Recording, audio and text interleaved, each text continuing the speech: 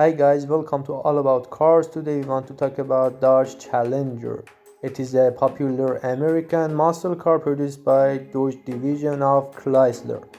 The modern Challenger is two-door coupe that features a retro-inspired design with a long hood, short deck, and bold styling cues.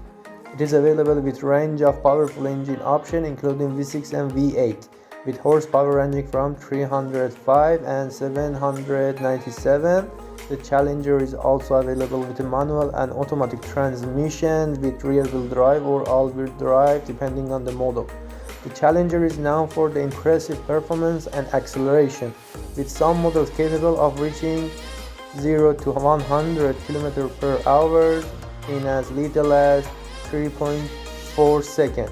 It is also equipped with a range of advanced features including touchscreen, infotainment system, smartphone integration, and advanced safety technologies such as adaptive cruise control and blind spot monitoring. The Dodge Challenger is available with a range of powerful engines, as I told, and one of them is 3.6 liter in V6, another is 5.7 liter Hemi V8 engine. The engine produced 372 horsepower, and the 6.7 liter produced 485 horsepower, and the most powerful supercharged 25 output V8